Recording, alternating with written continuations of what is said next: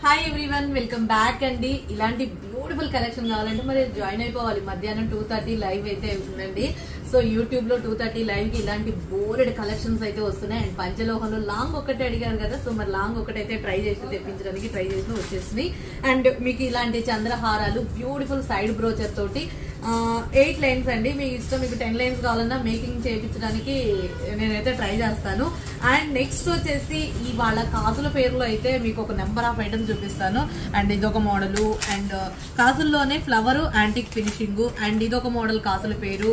And ఇక లక్ష్మీదేవి అమ్మవారు నక్షి polishing లో రియల్ గా బంగారంతో చేయించుకున్నట్టుగా ఉన్నాయి. ఇది ఒకటి.